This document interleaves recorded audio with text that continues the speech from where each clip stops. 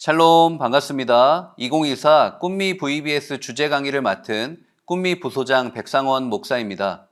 제가 얼마 전에 책 한 권을 읽었습니다. 책 제목이 다시 책으로입니다. 이 책의 저자인 메리언 울프 교수는 인지신경학자이자 아동발달 학자입니다. 그녀는 전 세계의 문맹 퇴치를 위해 큐리어스 러닝이라는 문해 프로젝트를 시작하였습니다. 또한 의대 난독증 센터와 협업하여서 난독증에 관한 혁신적인 연구로 국제난독증협회와 미국 심리학회 최고상을 거머쥔 이 분야의 독보적이고 세계적인 권위자입니다. 그가 이렇게 위대한 학문적 업적을 남길 수 있었던 특별한 이유가 있습니다. 그것은 바로 사랑하는 아들의 난독증 때문입니다. 난독증은 글을 정확하게 읽고 유창하게 읽지 못합니다. 철자를 정확하게 쓰기 힘든 학습장애의 한 유형이죠. 읽기 장애라고도 진단합니다. 그런데 이것은 지능 저하의 문제는 아닙니다. 난독증 환자 중에 일반인보다 훨씬 더 똑똑한 사람들도 많습니다. 메리언 울프 박사는 난독증의 원인을 좌뇌와 우뇌의 연결 기능이 떨어지고 각각의 뇌가 자신의 기능을 하지 못하고 오작동할 때 일어난다라고 진단합니다. 이런 그녀가 오늘날 우리의 다음 세대가 마치 난독증에 걸린 것 같다라고 진단합니다. 그녀는 오늘날의 현대사회를 주의 분산 시대로 정의합니다. 주의란 한 대상에게 관심을 집중하는 것이죠. 그런데 스마트폰이 인체의 일부처럼 사용되면서 현대인은 차분하게 한 가지에 집중력을 발휘하기가 더욱 어려워졌습니다. 디지털 기기를 손에 든 스마트한 인류는 주의 분산이라는 또 다른 문제를 마주하게 된 것입니다. 사회학자들은 이러한 현대 사회를 플랫폼 사회라고 정의합니다.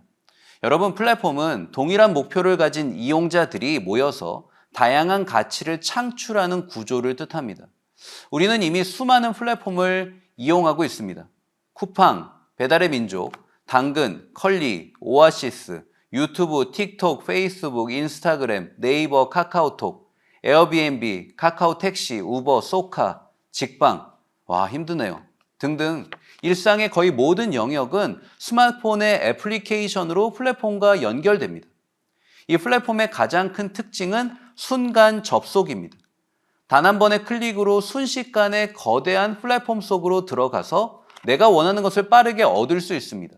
플랫폼의 빠른 속도는 온라인 가상 공간과 오프라인 현장을 연결합니다. 여러분, 스마트폰으로 음식을 주문했는데 집 앞에 그 음식이 도착하죠. 이 플랫폼의 초연결성은 온오프라인 사이의 물리적인 거리와 시간차를 뛰어넘습니다.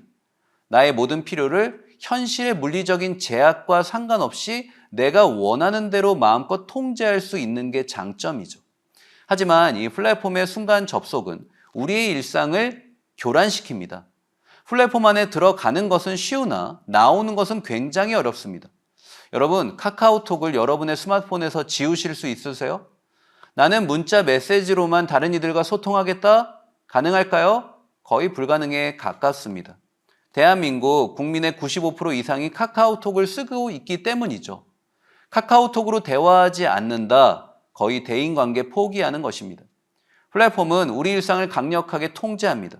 그런데 아이러니한 것은 플랫폼에 접속할수록 내 인생의 소중한 관계는 분산됩니다. 주의력이 현저히 저하됩니다. 우리 인생의 가장 소중한 관계는 무엇일까요? 하나님과의 관계, 그리고 나의 사랑하는 가족들과의 관계겠죠. 그런데 플랫폼에 초연결될수록 이 두 가지 관계는 소홀해져요. 하나님과의 예배 시간, 기도 시간, 경건 시간, 사랑하는 가족들과의 퀄리티 타임은 아무리 바빠도 반드시 필요합니다. 그런데 플랫폼이 우리의 일상을 장악하면 가장 소중한 이 두 가지 관계의 시간이 절대적으로 부족해집니다. 부족한 시간은 결국 관계의 단절로 이어지게 되는 것입니다. 이러한 주의 분산 현상은 우리의 다음 세대에게 더욱 심각합니다. 1990년대 중반 이후부터 2000년대 초반에 태어난 Z세대 300명의 핸드폰을 열어봤습니다. Z세대가 자주 사용하는 스마트폰 앱을 정리했어요. 카테고리가 총 11개입니다. 뷰티, 건강, 음식, 자기계발, 게임, 쇼핑, 심지어 금융까지 거의 모든 일상이 다 플랫폼과 연결됩니다. 11개의 카테고리 아래 토탈 80여 개의 앱을 사용합니다. 하루에 80여 개의 앱에 접속을 매일매일 하니까 자는 시간 빼고 학교 가는 시간 빼고 남는 시간을 10시간이라고 가정해 봅시다. 10시간 동안 스마트폰에 애플리케이션 80개만 해도 한 애플리케이션당 사용 가능한 시간이 7분 30초밖에 되지 않습니다. 그러니까 눈만 뜨면 스마트폰을 하죠. 손에서 스마트폰 떼지 못하는 주의 분산 증상이 나타나는 것이죠. 결국 이 플랫폼 사회의 주의 분산 현상은 성도의 영적인 주의 분산으로 이어집니다. 이것은 신앙의 지표에 있어서 더욱 뚜렷해요. 2023년도에 청소년 복음화율이 3%입니다. 그런데 이 3%에 해당하는 교회 다니는 친구들의 절반 이상이 하루의 경건 생활이 5분 미만입니다.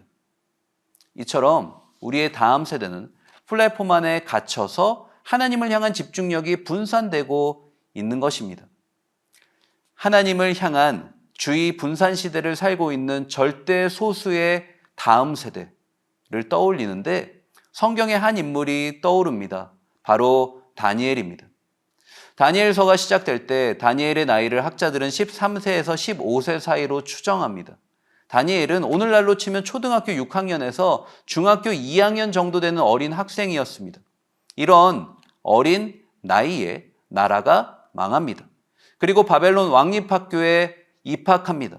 다니엘은 바벨론 왕립학교라는 곳에서 바벨론의 사회의 거대한 플랫폼을 경험합니다.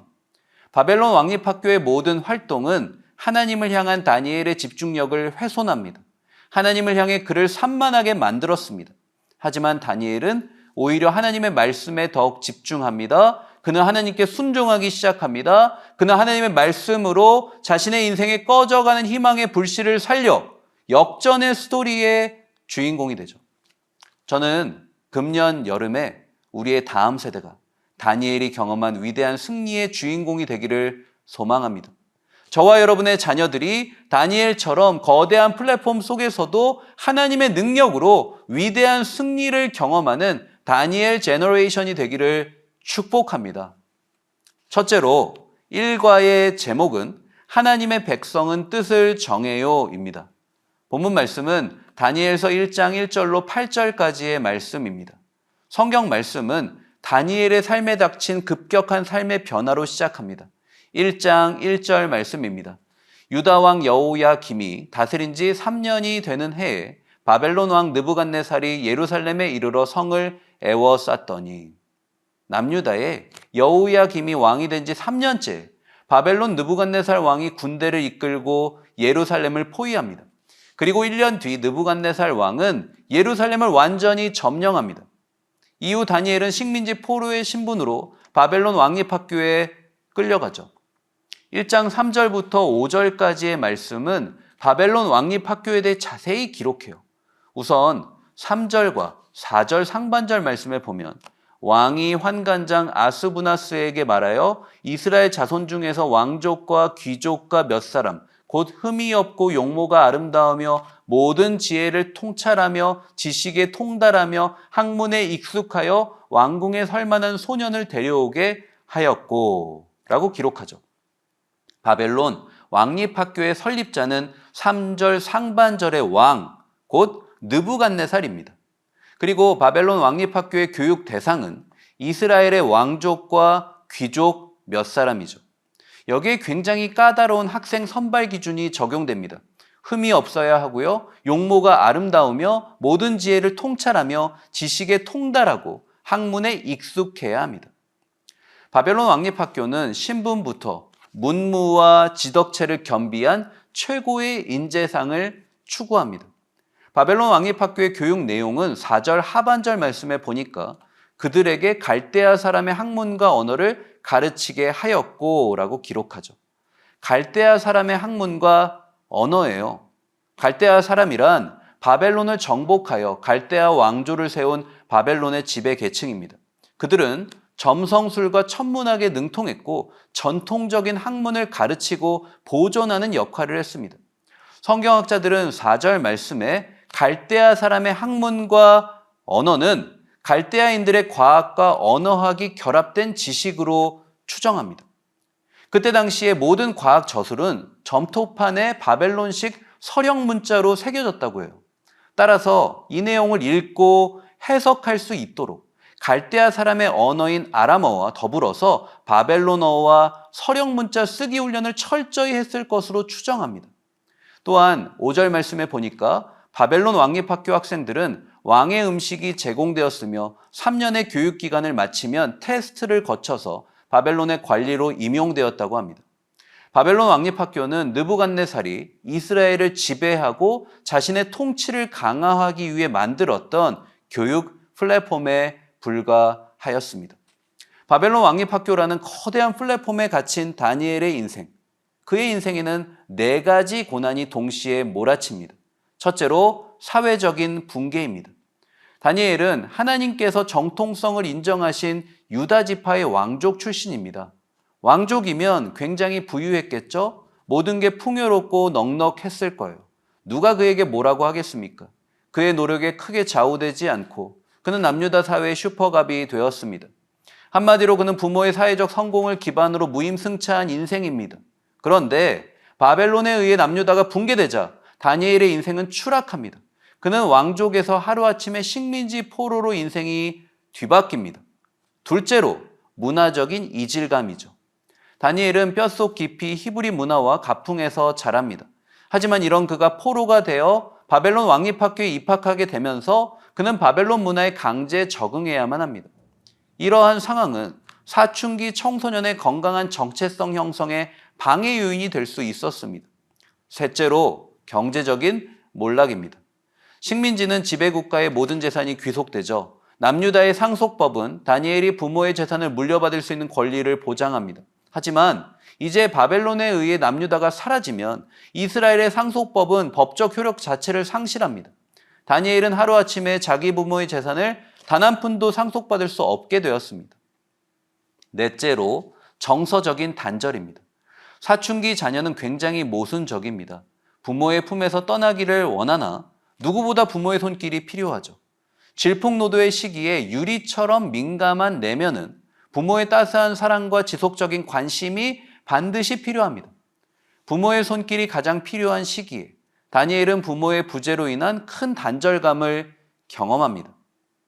사춘기 어린 남학생에게 닥친 4가지 고난은 그의 인생을 송두리째 집어삼키죠. 바벨론 왕립학교는 다니엘에게 영적인 주의 분산 시기를 야기합니다.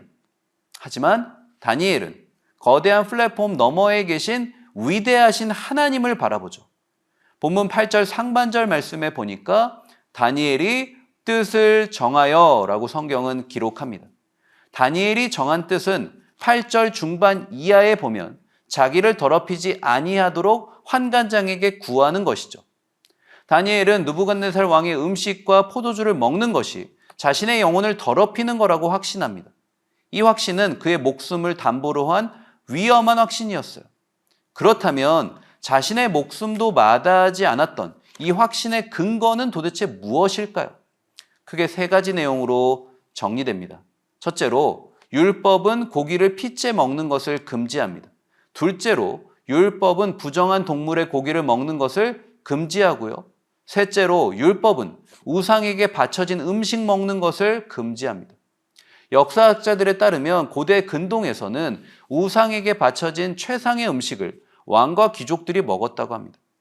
다니엘은 하나님의 말씀에 대한 흔들리지 않는 확신이 있었던 것이죠. 하버드 출신 심리학자이자 자녀교육 전문가인 칼 피카르트 박사는 청소년기 성장 모델을 4가지 단계로 제시합니다. 첫 번째 단계는 초기 청소년기로 9세에서 13세에 해당합니다. 두 번째 단계는 중기 청소년기로 13세에서 15세, 말기 청소년기는 15세에서 18세, 그리고 마지막으로 18세에서 23세까지 독립시험기로서 구분합니다. 칼 피카르트 박사의 구분에 따르면 다니엘은 중기 청소년기에 해당되죠. 중기 청소년은 중요한 3가지 특징을 가진다고 해요. 자기중심적이고 책임을 회피하며 규제에 대한 알레르기 반응을 일으킵니다. 다니엘은 13세에서 15세 사이의 청소년으로 중기 청소년에 해당됩니다. 초등학교를 막 졸업하고 중학교에 갓 입학한 나이의 다니엘 역시 자기중심적이었고 책임을 회피했고 규제에 대한 거부감이 강했을 것입니다. 그런데 오늘의 본문 말씀에서 다니엘은 자기중심적이지 않습니다. 자기 목숨을 위해 율법의 책임을 회피하지도 않습니다.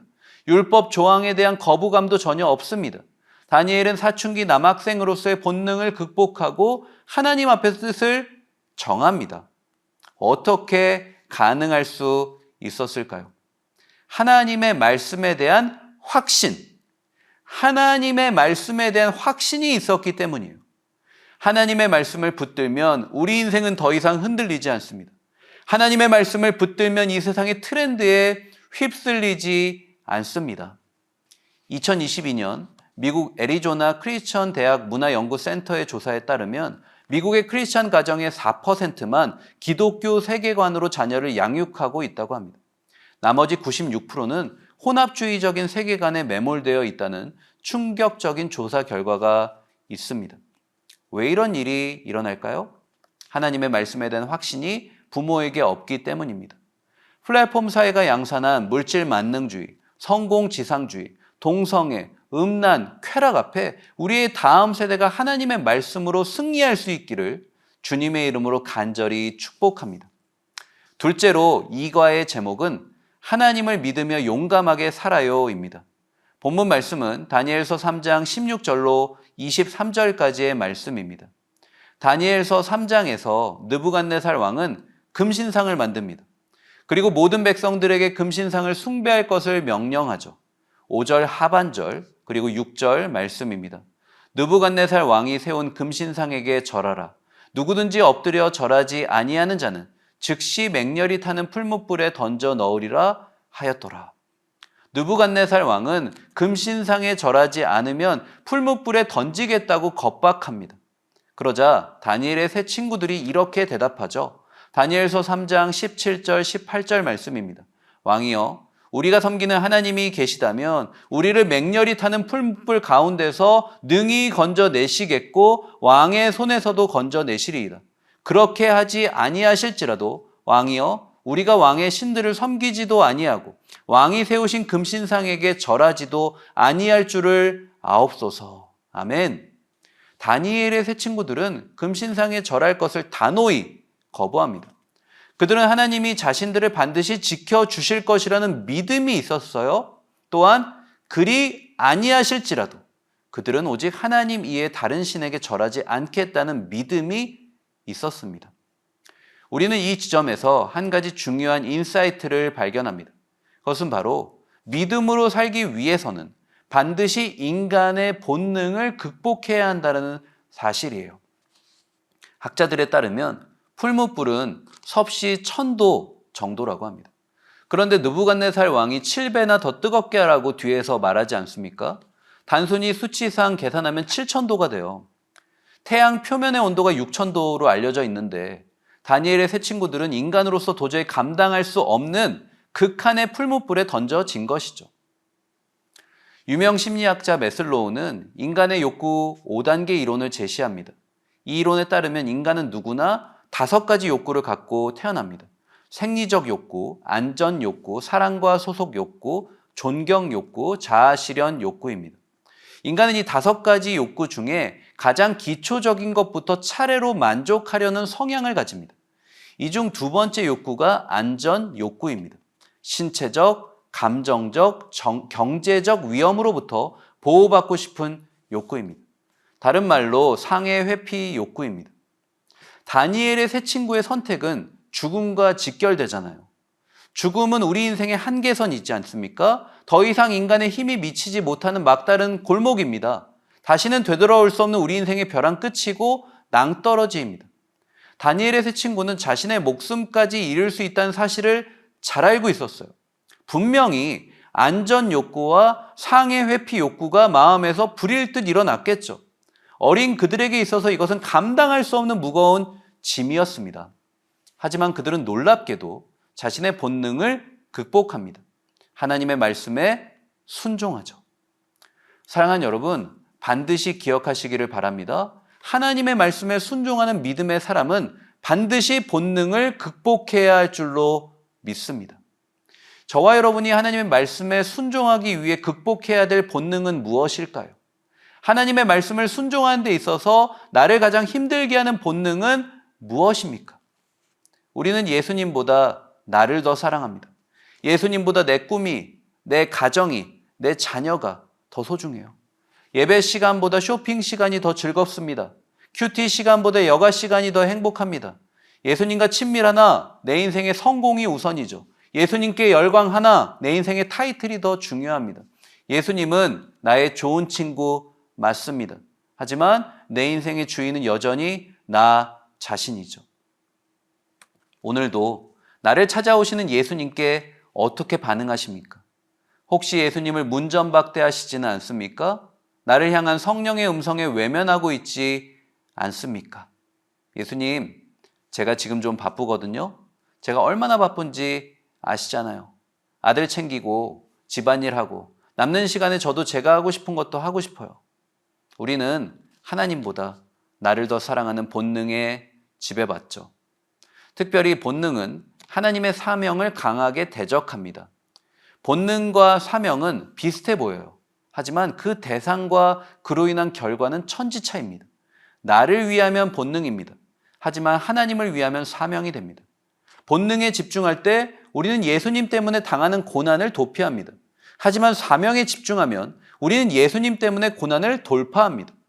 저는 이 영상을 시청하고 계시는 저와 여러분이 본능을 극복하고 나보다 하나님을 더 사랑할 수 있기를 주님의 이름으로 축복합니다. 본능을 뛰어넘어 하나님의 사명에 순종하시기를 간절히 소망합니다. 그러할 때 하나님의 말씀이 우리 인생의 어두움을 몰아내고 회복되는 놀라운 역사가 일어나게 될 줄로 믿습니다. 마지막으로 3과의 제목은 기도하는 사람은 하나님을 드러내요입니다. 본문 말씀은 다니엘서 6장 10절로 16절까지의 말씀입니다. 이 3과 말씀은 다니엘이 될 수 있었던 영적인 비결이 무엇인지를 정확히 보여줍니다. 다니엘서 6장 10절 말씀입니다.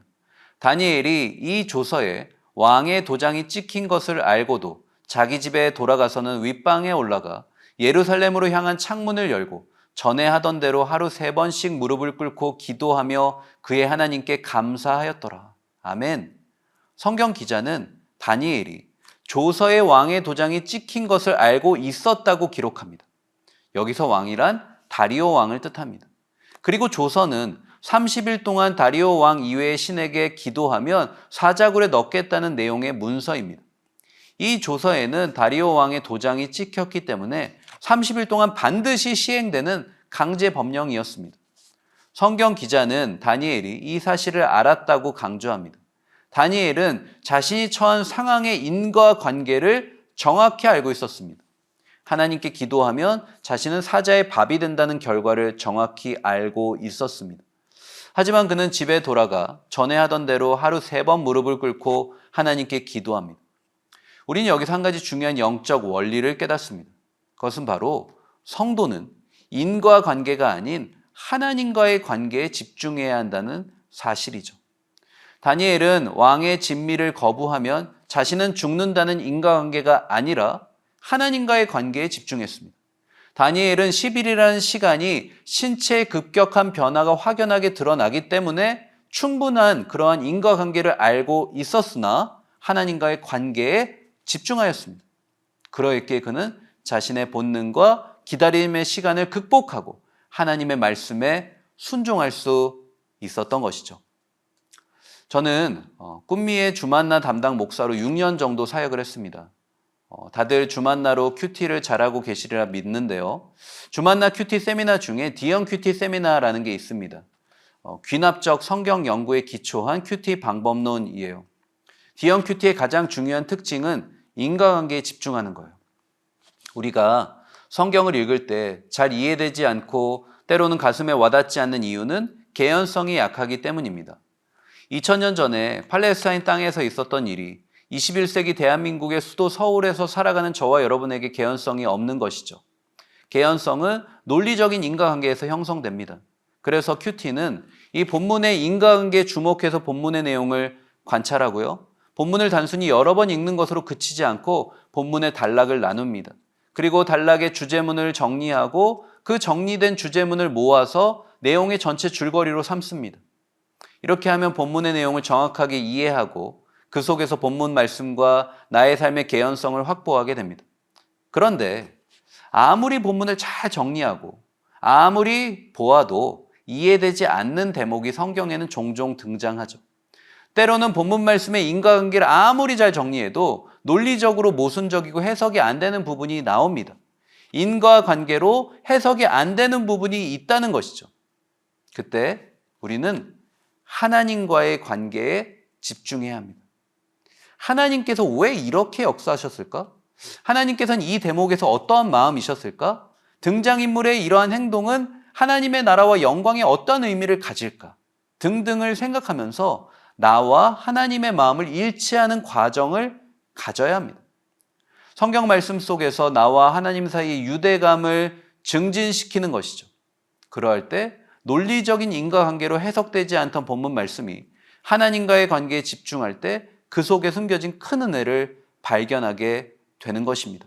여러분, 이게 바로 묵상입니다. 다니엘이 큐티를 열심히 했는지는 모릅니다. 하지만 다니엘은 그의 인생의 인과관계에 집중하지 않습니다. 그는 인과관계가 아니라 하나님과의 관계에 집중했습니다. 하나님과의 관계에 집중했을 때 인과관계로 풀리지 않던 인생의 물음표가 하나님을 향한 느낌표로 바뀌는 역사가 일어나게 된 것입니다. 다니엘은 인과관계가 아닌 하나님과의 관계에 집중하기 위해서 기도했던 것이죠. 기도하기 위해 두 눈을 감으면 아무것도 보이지 않습니다. 기도하기 위해 두 손을 모으면 손에 아무것도 잡히지 않습니다. 기도하는 인생은 인과관계에 연연하지 않습니다. 기도하는 인생은 인과관계를 분석하지 않습니다. 기도하는 인생은 하나님과의 관계에 집중합니다. 그래서 기도하면 할수록 하나님과의 유대감이 폭발적으로 증가합니다. 하나님과 굉장히 가까워집니다. 다니엘은 바벨론에 오기 전부터 기도했어요. 그는 어려서부터 인과관계가 아니라 하나님과의 관계에 집중합니다. 다니엘은 하나님과의 유대감이 매우 높았습니다. 그래서 그는 바벨론에 와서도 정기적으로 하루에 3번씩 하나님께 기도할 수 있었습니다. 다니엘은 정말 바빴겠죠. 하지만 그는 짧은 시간을 기도해도 집중력 있게 기도했어요. 짧은 시간이지만 집중력 있는 그의 기도는 하나님과의 퀄리티 타임이었습니다. 레리곽 박사님이라는 분이 계십니다. 그는 재미교포 2세로 암백신 분야의 세계적인 권위자입니다. 2010년 미국 타임지 선정 세계에서 가장 영향력 있는 인물 100인에 선정될 정도로 그의 연구 성과는 타의 추종을 불허합니다. 대학 교수와 병원장으로 일하며 몸이 2개라도 모자른 살인적인 스케줄을 감당합니다. 이런 그가 퇴근을 하면 집에 와서 가장 먼저 하는 일이 있습니다. 집에 와서 가장 먼저 하는 일은 바로 핸드폰의 전원을 끄는 것입니다. 사무실에서 바쁘게 울리던 그의 휴대전화는 집에서 더 이상 울리지 않습니다. 그때부터 그는 자녀들과 함께 즐거운 시간을 보냅니다. 아무리 늦게 퇴근해도 그는 반드시 자녀들과 함께 시간을 보낸다고 합니다. 어떻게 가능할까요? 궁금해하는 기자를 향해 그는 이렇게 이야기합니다. 제가 아무리 바빠도 하루에 5분은 있습니다. 저는 5분 동안 아이들에게 최선을 다해 집중합니다. 세상에서 가장 바쁜 아빠는 집에 오면 세상과 단절한 채 아이들과 함께 시간을 보냅니다. 그렇게 레리각 박사는 매일 5분의 시간을 투자하여 4명의 자녀와 깊은 유대감을 쌓을 수 있었습니다. 그가 자녀들과 함께한 5분은 교육학 용어로 퀄리티 타임이라고 합니다. 퀄리티 타임은 그 무엇에도 방해받지 않고 부모가 자녀와 함께하는 양질의 시간을 뜻합니다. 퀄리티 타임의 생명은 집중도입니다. 아무리 오랜 시간을 함께 있어도 집중도가 떨어지면 유대감은 증가하지 않습니다. 하지만 비록 짧은 시간을 함께해도 다른 것에 방해를 받지 않으면 유대감은 폭발적으로 증가합니다. 그런데 하나님과 우리 사이에도 퀄리티 타임이 존재합니다. 하나님께서는 저와 여러분에게 퀄리티 타임을 요구하십니다. 하나님이 저와 여러분에게 원하시는 퀄리티 타임이 무엇일까요? 기도입니다. 기도는 이 세상과 단절되고 하나님과 연결되는 시간인 줄로 믿습니다. 기도는 일상에서 로그아웃 되어서 천상으로 로그인하는 시간이죠. 기도할 때 문제 안에 갇혀 인과관계에 매이는 게 아니라 문제 밖에 계신 하나님과의 관계에 집중하게 될 줄로 믿습니다. 이제 말씀을 정리합니다. 바벨론 왕립학교라는 거대한 플랫폼에 갇혀있던 다니엘과 세 친구가 어떻게 승리했습니까? 첫째로 하나님 앞에 뜻을 정합니다. 하나님의 말씀이 그 마음에 채워질 때 하나님 앞에 뜻을 정할 수 있습니다. 둘째로 믿음으로 본능을 극복하였습니다. 마지막으로 하나님과의 퀄리티 타임, 기도를 통하여 하나님과의 관계에 집중하였습니다. 이 세 가지 영적 원리를 통해 우리의 다음 세대가 다니엘 제너레이션으로 거듭나는 금년 여름이 되었으면 좋겠습니다. 감사합니다.